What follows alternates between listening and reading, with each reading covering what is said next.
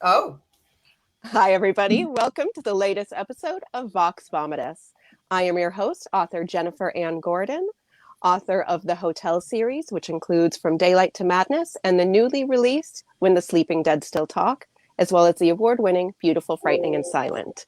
I am joined once again by my Vox Vomitus vixens, also known as the Go-Go's, Allison Martine, author of the Bourbon Books, and Trisha Ridinger McKee, author of the Beyond series, and as of today, a Christmas anthology, which is called All I Want for Christmas. It is a collection of 11 short stories that are both heartwarming, touching, holiday-ish, and they smell like gingerbread.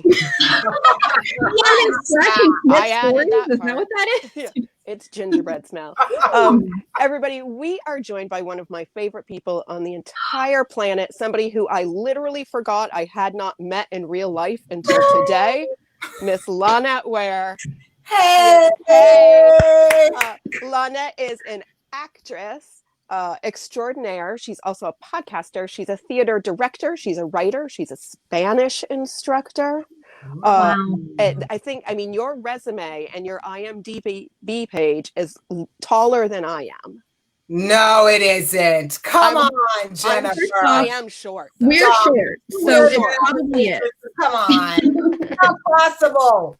No, I was looking today because I wanted to tell people, okay, this is where you've seen her from. And I just gave up because they've seen you on everything. Everything. Yes. Oh. So, Well, I see all of you all the time in my soul. So thank you. It's a mutual affair.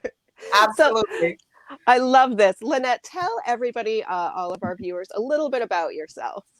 Yeah, well, I hail from Manhattan, New York City. I have basically traveled the globe when it comes to the arts, right? I mean, there's theater in London and, television and film introduction in LA. Now I'm in Toronto. I just absolutely love everything about what we do, from the words that we pick up on a page to executing it in the green screen. It's all just fascinating to me. And that's why I immerse myself in every bit of it as much as I can, starting to get behind the camera a lot more. And so 2021 is going to be very interesting with some new fun things on the horizon.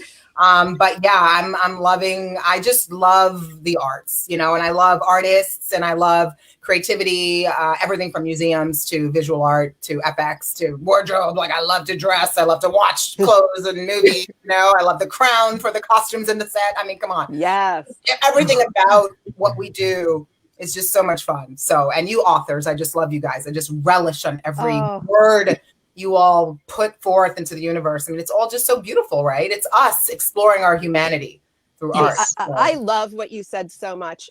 So Lanette and I have something in common. I went to school for theater, and I too have made my living in the arts and as an artist. So some people are always like, you have never had a real job in your life. And I'm like, I beg to differ. Exactly. I work my ass off. Thank you. But when your resume says things like magician's assistant, burlesque performer, professional dancer, blah, gallery. blah, blah. I did work in an art gallery. Yeah. I feel like that was a real job, but I did not do very well at that real job because there were spreadsheets involved. I was very good at hanging the artwork. When they say you didn't have a real job, what they mean is a desk job, because that's what a real grown-up job is where you type, spreadsheet, Xerox and fax. That is a real job. Boring. Yes, exactly. Yes.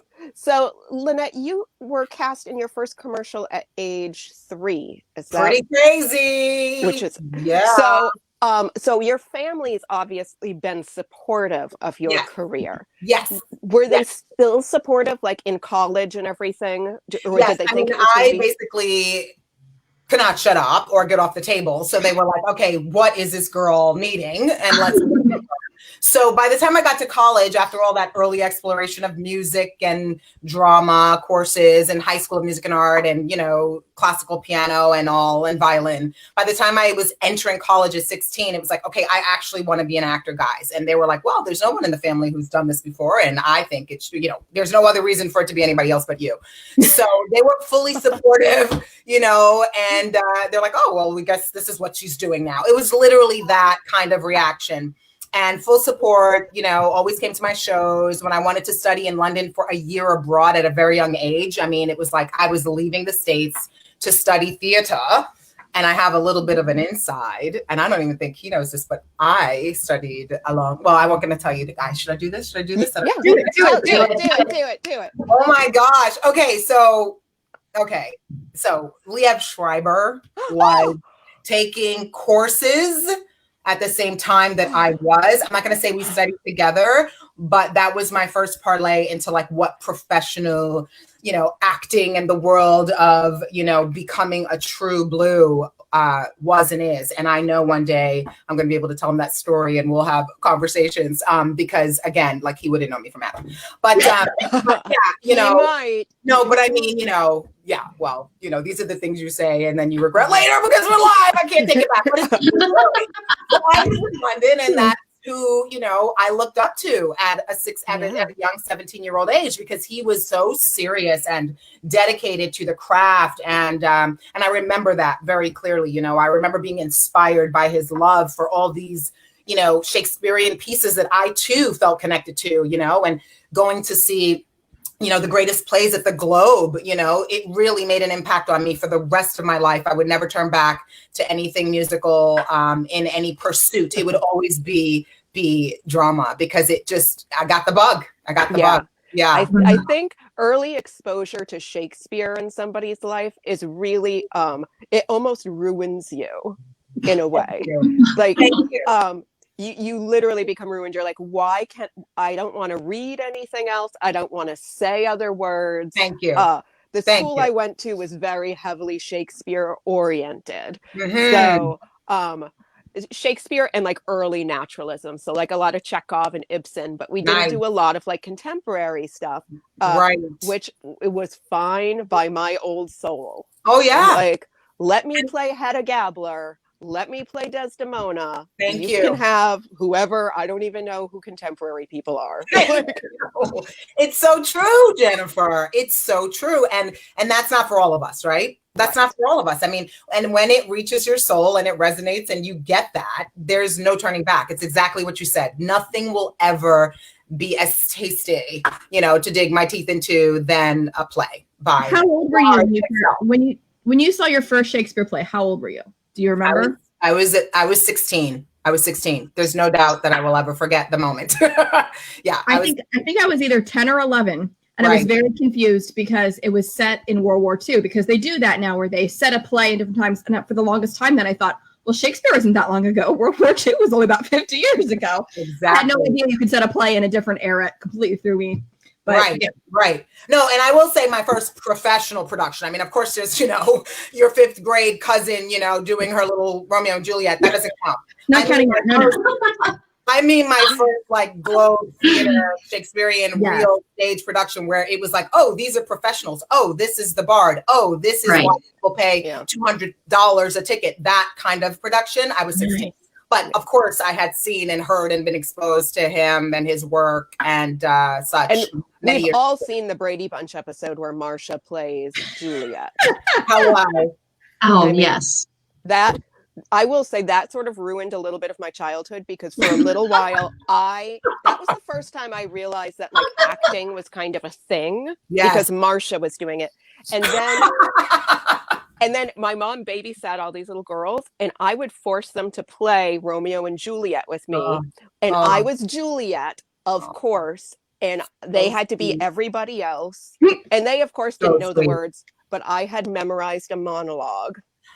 Oh, poorly, because I was 9. That's so sweet and dark. No. The other girls hated me. They were like, we have to do this again. I would stand on the stairs over my railing and do the monologue and just And then the Romeo, who was just a little girl, would be like, "I'm here, Juliet," and I'm like, "That's not the words." That's And- so cute. That's so cute. Now, I have to say, this is actually just bringing this up for me because I don't think this is in my bio. And since we're talking so much about classical drama, but the Classical Theater of Harlem is actually a wonderful place that really took people like myself who were out of school and not quite yet working in the industry and really honed that and brought not only, the wackiness in, being, people of color who love,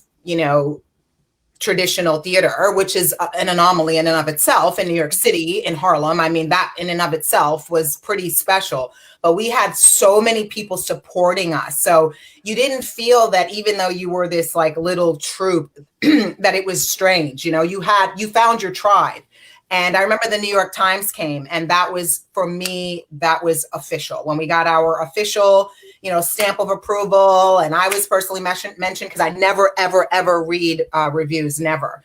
But that one I did. And when it was all official, I said, okay, yeah, this is definitely now what I'm going to be doing for the rest of my life. And again, so you have those moments in your journey where, you don't really seek validation from others, but when you keep getting that level of sort of support that says, keep going, you need to do it. Yes. And it really kind of helps you because, as I said to you before, I was the only one in the family. So there was no one else to kind of look to like, oh, well, mom, dad, what do you do next after 10 years or whatever? What's the next right step? It's kind of like you just figure it out.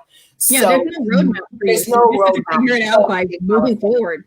Thank you. And again, you don't even plan it, right? You just stumble into whatever is going on at the next moment. And if it fulfills you and if it feels right, then you're on the right path. Yeah. Well, I feel like there's not a lot of difference between being an actor and being a writer sometimes, because it's just you're creating a performance, you're creating a character. Yes. We're writing it, you're creating it on stage. Yes. So do you have a favorite role that you have done? Wow. I don't have any hesitation in my answer. I just played a woman called Betty in the movie Girl with Bella Thorne and Mickey Rourke, which is out now. And I remember reading that script. It just came out like a week and a half ago, November 20th, I believe. And I remember reading that script about a year ago now and saying, I love this woman. I remember a chill because that doesn't happen very often. No. And she could not be more different from me. She could not be more beautiful than anything I've ever played, any woman I've ever played. And she was so damaged and hurt by life and circumstance, which made it even so much more just gigantuan for me to take her on because I had a responsibility, I felt, from the start to do her right. Yeah. And so, yes, the answer is Betty, hands down. And girl, I cannot tell you how much I love this woman from before I even opened my mouth on set. When I first read the script, I just could not believe that she was this human being that I would have an opportunity to play. And I hope I made her proud, even though she's fictional. Oh, no.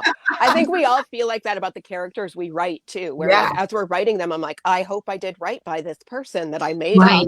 Like you feel a responsibility to them, even though they're fictional. They're not real. Right. I'm glad you said that because, they're real to you when you develop these characters, Yes.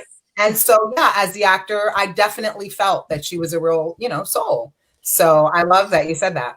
Have you ever, and you don't need to name specifics, right? Gotten a role that you felt like that there was almost nothing there on the written page to develop? Right. Yeah. I mean, definitely. That's kind of more common. And again, I would never say anything specific because I can't think of anything, to be honest. I'm not being evasive. The truth is that is usually the case. There are so many commercial projects that get greenlit because they are feel good or because the director has a passion project. It doesn't mean the writing, which to me is everything, is up to par or it's going to be a blockbuster. I mean, think about it. How many movies get to the Oscars? Not many, right? Now, how many movies and books get the accolades that, we might feel they do on kind of a smaller scale. There's a reason for that. So commercial projects tend to fall into that category of kind of being the, Lucille Ball kind of, chocolate churning out the project thing, because it's about selling and producing and making people happy and serving kind of a quota. And that's fine. That's fine. I'm happy to do that stuff. I mean, some people call it cookie cutter. I don't. I mean, I think it's more than that, because there's so many talents that go into those things, but they don't, you kind of write it in, you kind of dial it in. I'm watching This Is Us right now, and Kevin, the brother, it's season 4 I'm on or something. And there's a section right now where he's feeling that way. Like he's just getting these big movies with these big directors, and he's kind of just writing it in. Like there's nothing that he needs to go to. He's gotten to that place in his career where he could show up and nail it. He knows what is required of him. There's nothing more to it that requires depth. So those roles that are bigger than us are rare, and they're special, and they're beautiful.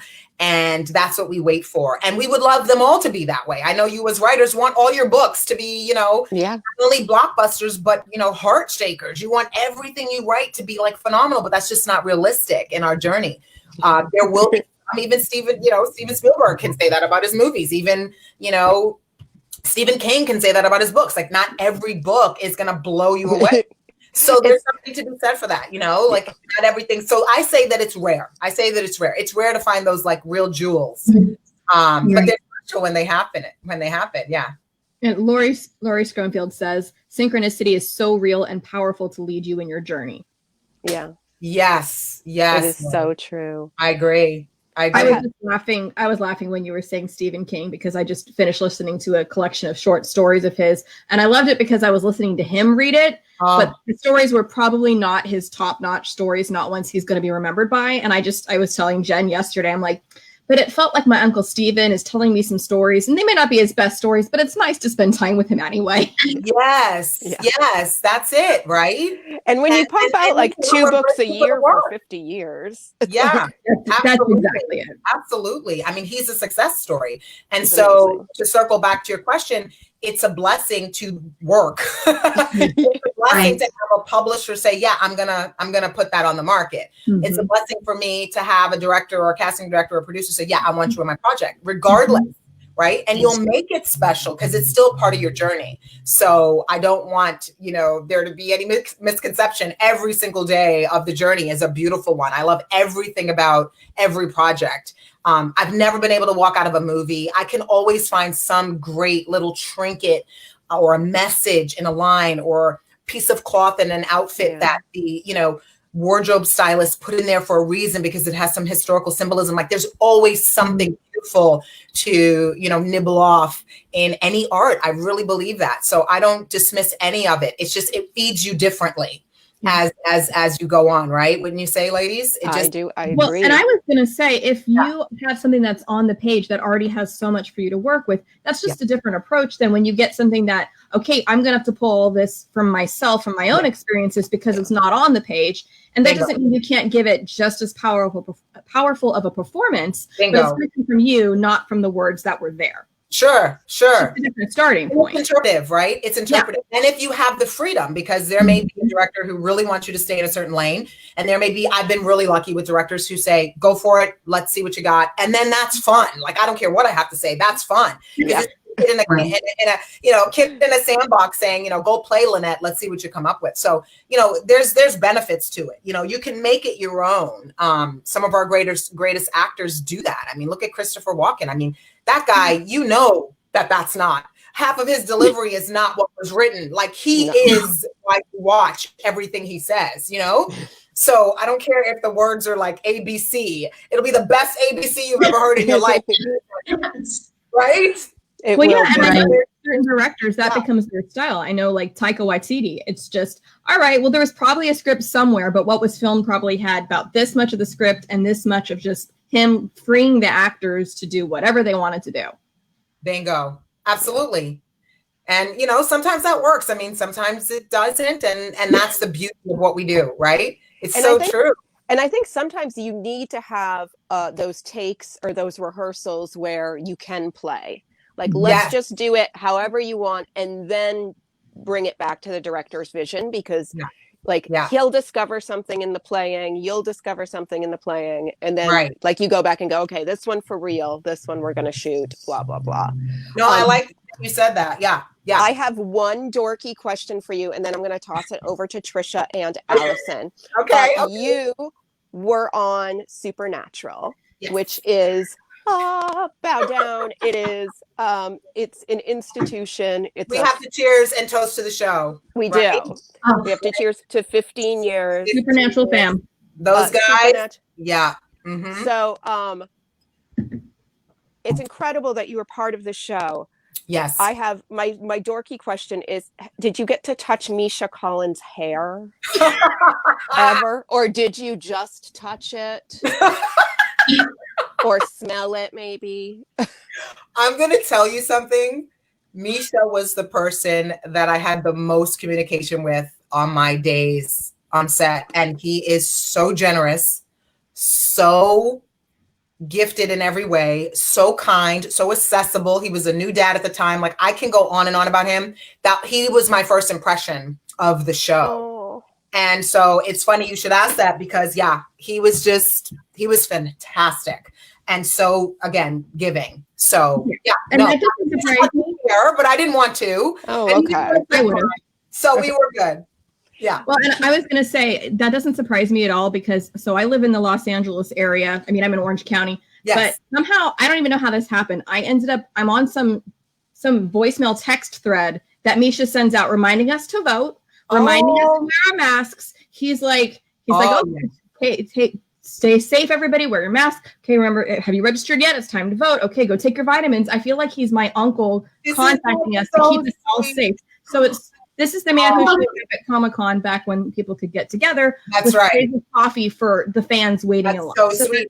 It does not surprise me that he treated everyone coming onto the set that way. And he was like that. Absolutely, because we're just guest stars, right? I mean, it's like, we're there to fill in. We're fillers, right? They're the show. So, to even give me the time and to engage, that's always, we always say, I've been fortunate to be a regular on series, but I also know what it's like to be a principal or a guest star, where you're there for like 2 episodes or just one, or even a scene. It doesn't matter. You're a guest. You're not part of the regular fabric. And it's very important that it comes from the top, that, you feel welcome. And that does not always happen at all. And it's really no one's responsibility, to be honest, to do that. It's no one's responsibility. No one needs to be hand-holding anybody else. And that's not what he did. It's just a welcome mat, And if you think about how many episodes they have to do, how many days they have to do per episode, and how many years they've done that. And for him to have that generosity, it speaks volumes for the type of person he is. And same with the gentleman, they were just busier doing other scenes. My scenes remained with Misha. And also to have a fan art, that I love that. Your fan art? That's so awesome. I still don't know who did that, Jennifer. I don't know who the artist is. So please find the artist for me. I know. Okay, we need to put a call out there and say, someone's got to claim this. They're talented. They're just talented. Yeah, and it's a legitimately beautiful piece of artwork. And I know you both played angels, but it does have this like vibe, like it should be hanging in a church in the best possible way. Thank you. Yes. When I have my own church, I will have that featured right above the mantelpiece when everyone walks in to pray. and I just wanted to correct one thing you said. Okay, so Annie says Lanette was the first woman to play an archangel on the show. And Lanette, you said, okay, I was filler. You were saying that you weren't filler, you were a vessel. You were a vessel. You were Dan Raphael. I will forever remain humble in my presentation of, this journey that I'm on, which I know we're gifted, guys. When you're gifted to be blessed with the talents you have as writers, to have, the ability to interpret text as I had at a very young age, at three, as you said. I mean, that's something I don't take credit for fully. So I remain completely humbled by it. I really do, because there's certain things I believe that you can teach, and there's other things that, can't be taught. I really truly believe that. And so there's technique, there's skill, but I think the talent is the talent. And so I never, so thank you for saying that. Yes, I was pretty, I had fun. Trisha, do you have any questions for Lanette? I do. You mentioned Kevin on This Is Us. Yes. And one of the things about that show, his storyline, I know there was one episode where he was kind of crying out for help. Yes. And everyone was looking at him cheering because they're seeing him as his character, what he's, and it was so powerful. And I know sometimes in writing experience, people read a character and say, oh, that's you, or that's, and they're putting you in this box. Yes. Do you experience that where sometimes the characters and your real self get kind of convoluted? Yes, absolutely. It's a great question. That's a great, beautiful question because as you all know, I write as well. So I find that in my most vulnerable, exploitive work, I've showcased my work in New York, for instance, in my 20s when I was writing a lot of plays. And at the end of every play, they'd be like, oh my gosh, that's your mom. Oh my gosh, that's your sister. I'm like, I don't have a sister. Sorry. That really wasn't my mom, but I'm glad you felt that way. And, so it's very revealing because yes, of course, there's parts of you that are in there that are influenced by your life, but it is not your life. And so there's no way that when I'm playing a part that this person is me at all, but I recognize her humanity. I have played a man once. That's why I actually had to say her carefully, because whether I'm playing a woman or an archangel or a vessel or a man, like I have to respect the humanity of that other soul. And trust me, I'm not putting myself in there. I'm putting my empathy. I do call myself an empath. From the time I could remember, I would cry over somebody else getting hit or somebody else losing their toy. Like I really feel deeply. And so that's an area of my personal journey that I have to protect because I'm extremely vulnerable and I feel everything, which I know people who know me, they're like, well, that's why you are able to connect to the work and make that real. So yes, I will say that my process is such that I definitely identify with the story, but I try not to blend me with them, which is why I think I go back to that character, Betty, because she could be, there's nobody on earth that I could think that's more different than me.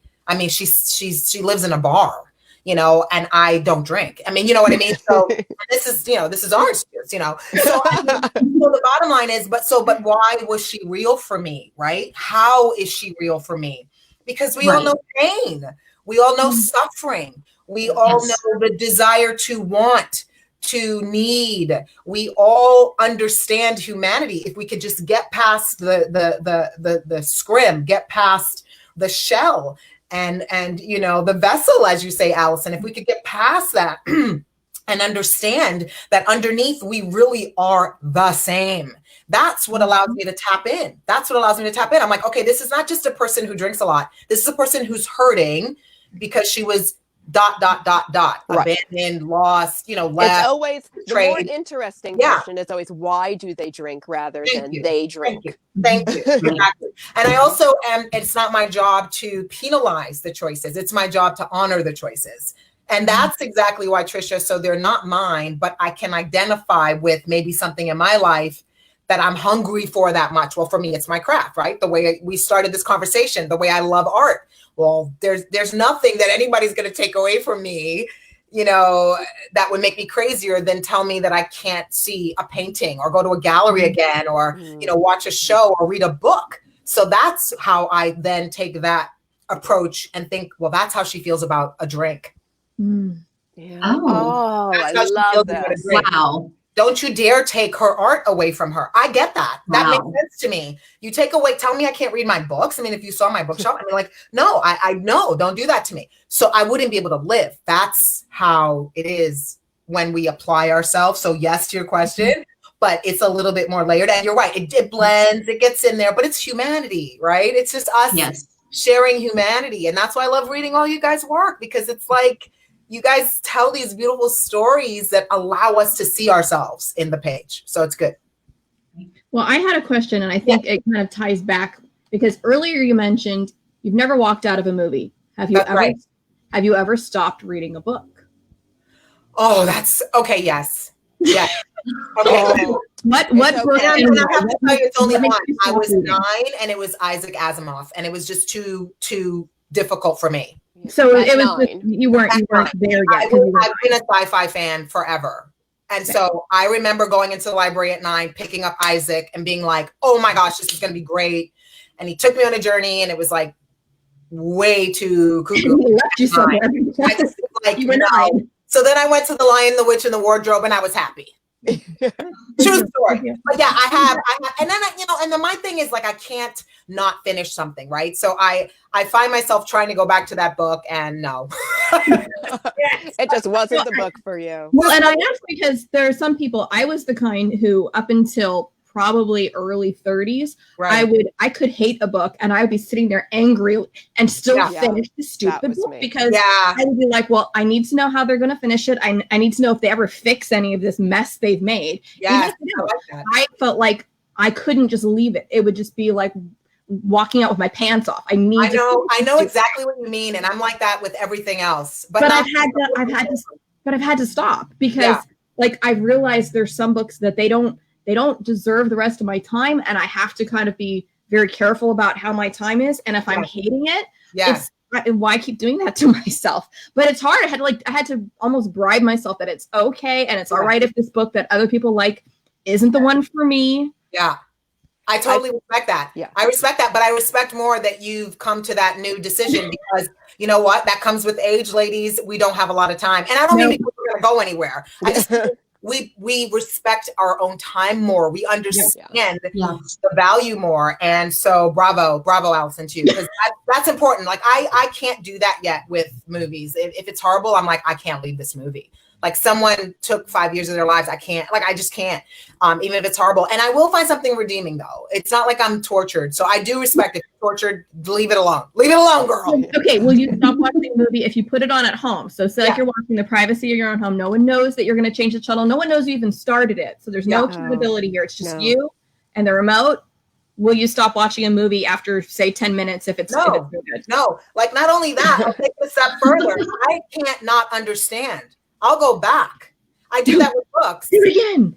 And I'm telling you, I drive everyone crazy. I do that with books and I do that I have to understand. So if I've gone 2 pages or to the next scene and I didn't get a loop mentally, I will go back. But that's just my training as an actor, I think. I have to understand the through line. So with the beauty of, digital technology, I can just rewind. But no, I've never done that. And I can honestly tell you with a straight face, I can't walk out. It's one of those things I have. I've had a very hard time stopping mostly TV series, and especially TV series based on books. Yes. Because I always, or movies based on books, I always read the book first because that's, who I am. I'm the book first person.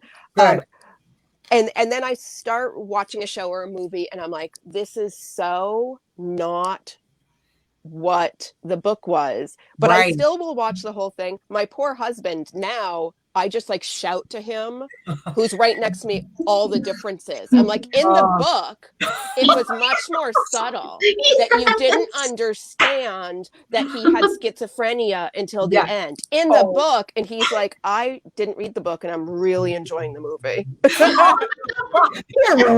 like, can you stop? I know. And it's like, and sometimes I pause it and I'm like, what they're not telling you. He's like, okay, like just. That's awesome. I love that. Yeah, he's like, maybe you should have a snack or something. Like, if you're eating, otherwise, you won't be talking. I love that. That is so good. That is so good, ladies. No, I love that we come to terms with, how we work, right? Mm-hmm. That's the beauty as well as evolving is like, if you can't sit through the thing, one of my famous and most favorite things as of late for a project that I'm doing for next year is, there's just, anyway, I can't give it away. This I can't give away. But anyway, there's a little device that I have going, which has to do with talking to yourself, the way you have been like Allison saying, well, why am I forcing myself through this? Just stop. There's something beautiful about that when we finally listen to that voice is when we evolve. So I'll just say that. Oh, so you just said the word voice, and this reminded me before we wrap up. Yes. You, for a while, had a podcast called The Mother Load. Yes, it's still happening. It's still happening. It's on a hiatus. I have seasons. Yeah. So okay, I'm like, yeah. I loved your show, and you were on my show. I was on your show. My book was on your show, which I loved. That is how we met, but we didn't meet. But so for those of you who don't know, The Mother Load was Lanette reading excerpts of novels. And it was breathtaking for me to have you read my favorite paragraph by my most despicable character. That's what I sent you. And a character that is very truly hard to enjoy. Oh, wow. But I loved that excerpt I sent you, and you in a way made me love him. Like I hate him and I love him. I wrote him, I hate him, but I love him. Of course. And then I got right now, Jennifer. I got like addicted to your podcast, and I was like listening to it. You have such an incredible, resonant, empathic voice. Oh my God.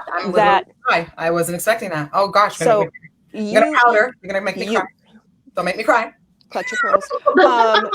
I'm just saying, she's making me cry. What you did was a gift to writers everywhere. Oh my gosh. Especially for someone, that was my debut novel. I don't have an audio book of it yet. Hearing just an excerpt done by somebody so professionally and beautifully was a dream come true. So for me, I thank you. Make me cry, Jennifer. Oh my gosh.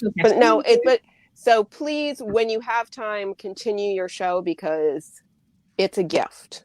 It's a gift to authors. It's a gift to anybody with ears. Oh my God. It was a gift to listen to, and I'd already read it. So I know that for me, I was getting to hear it. Yeah, it's called The Mother Load, Lori. It's so lyrical and beautiful, and it was almost meant to be read out loud. So having you do that was it was a gift to us to get to listen to it. I know when we booked this, Allison sent me a message and she said, "Is this the woman with the beautiful voice who read part of your book?" And I said, "Yeah." I hadn't put that together. I know. Oh my God. She's like, "How can the woman with the beautiful voice also be the girl on Supernatural?" I'm just saying thank you so much because those words really mean a lot to me. I know we're wrapping up, but I mean, why they mean a lot to me and why I'm so emotional is because the entire purpose of launching season 3 in 2020 was to find a way to keep us going through COVID, you know? And I knew that I needed to do something completely not about me for a change, because when you're an actor, that's constantly what happens is the lens is on you. So I really wanted to work the year where I could reflect back. And so I'm so grateful you allowed me to showcase your beautiful words amongst others. And what I will also say is one of the things, and I didn't prepare for this wonderful evening with you all tonight, but one of the things I did have in my mind that I did want to share, because you and I shared the podcast, and this is your podcast with your beautiful friends, is that I never read anything before I went on the air. I love that so much. That's another bit of what works for me, right? In my delivery is that I can't be prepared. I have to let it be live and I have to feel. And again, that's why I don't prepare for these. I don't want to know questions. We just did it, right? We did it. We came from the heart.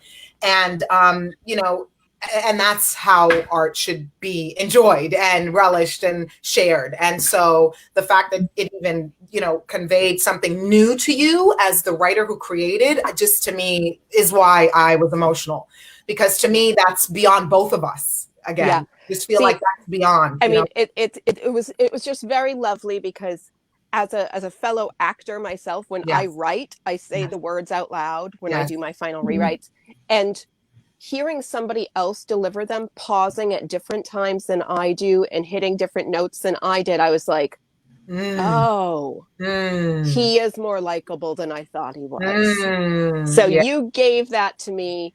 You made me look back on a character who is despicable, and he was less despicable because of you. Thank you. So, and thank you. Thank you so much for that. And please link that episode. I want your fans and the people who follow you to hear your words. We and will. I didn't know it was your debut. I'm so honored. Like, it was my debut novel, and it's it's done well. It's won a couple awards, and it's been going. The highlights of 2020. You guys are so talented. Round of applause. Round of applause all around. Thank you everybody for watching today. Thank you, Allison. Thank you, Trisha. Thank you, Lanette. I'm going to have to literally read the author's name out loud, our guest next week, because I keep trying to say it and I keep mispronouncing it. Next week, we have the author of Hench, which is being called the unapologetically queer debut novel of the year. It is part satire of the corporate world, part crime fiction. Again, it's called Hench. The author is Natalie Zinna Walshots. I can never say her last name. Sometimes you're gonna have to type that out. Sometimes I say Walscott, and then one time when I practice, I said wainscoting. So poor Natalie Zinna Walshots. I have said your name wrong in my house a bunch of times. We have Natalie next week. We are very excited about that. This, everyone, has been Vox Vomitus. We are a copywritten podcast with the Authors on the Air Network. I want to thank Roman Saratin, our producer. I want to thank Pam Stack, our executive producer, and everybody at Authors on the Air. Thank you. And we will see you next week. Same bat time, same bat channel.